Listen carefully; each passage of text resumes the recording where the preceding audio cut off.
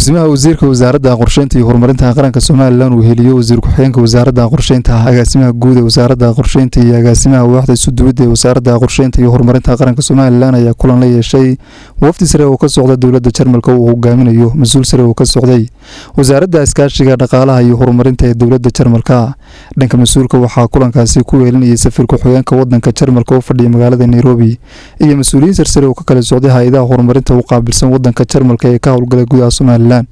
waxaana kulankaasi shir gudoominayay kusimaha wasiirka wasaaradda qorsheynta iyo horumarinta qaranka Soomaaliland ahna wasiirka wasaaradda horumarinta maaliyadda Soomaaliland Dr. Saacad Cali Shire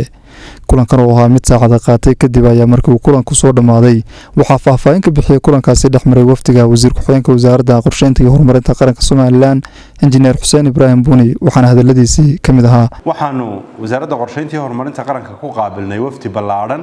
oo ka socda dowladda Jarmalka oo uu hogaaminayo Niels Breyer oo ka socday wasaaradda iskaashiga dhaqaalaha iyo horumarinta ee dowladda Jarmalka waxa wafdiga runtii ku wehelinayay safarka safiir ku-xigeenka dowladda Jarmalka oo fadhiya waddanka Nairobi iyo Marius Rausch oo isaguna iskaashiga horumarinta ama madaxa qofka u sareeya dhanka iskaashiga iyo horumarinta oo qaabilsan dowladda Jarmalka waxaanu wafdiga runtii ka wada hadalnay mashaariic doora oo ay dalka Jamhuuriyadda Soomaaliland ka wadaan dowladda Jarmalku oo ay ugu muhiimsan yihiin dhanka biyaha iyo wax soo saarka beeraha ah oo iyadana ay sidoo kale TVET schoolska waxaan lagu yiraahdaa afka qalaade iskuuladan farsamada gacanta ee dowladda Jarmalku dowladda Soomaaliland runtii dowladda Jamhuuriyadda Soomaaliland ka caawinayso waxa sidoo kale iyaduna ku jira biyaha oo mashruucan biyo balaarinta Hargeysa iyo guud ahaan biyaha Soomaaliland ay qayb ka yihiin daneeyayaasha inagala shaqeeya waxa mashaariic iyaduna dhanka horumarinta beeraha ah deegaanka waxaanu kala hadlaynay waxyaabaha qaran ahaan iminka mudnaanta inoo ah ee miiska inoo saaran ay runtii muhiim tahay inay nagala shaqeeyaan qaran ahaan dowladda Jarmalkuna ay familiar ku tahay yani ay caan ku tahay inay waxyaabahaas ka shaqeeyaan oo dhanka biyaha iyo iskuuladan farsamada gacanta TVETsku ay qayb ka yihiin mashaariic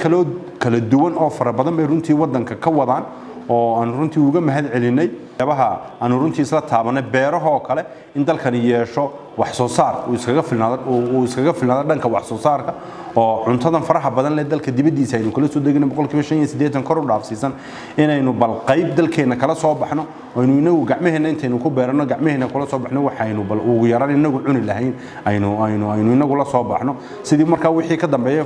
mustaqbalkana aynu u qorsheyn lahayn sidii waxa inagu aynu soo saarna markii inaga aynu ugu filnaadaan aynu iyadana qorshe ahaan dibadda u diri lahayn marka runtii kulan midhadhal uu ahaa waxa kulanka shir gudoomiye wasiirka horumarinta maaliyadda isfaham iyo tafaahim iyo runtii midhadhal baa kulankii ka soo baxay guul baanu ku soo dhamaaday aad iyo aad baan idinku mahad celinay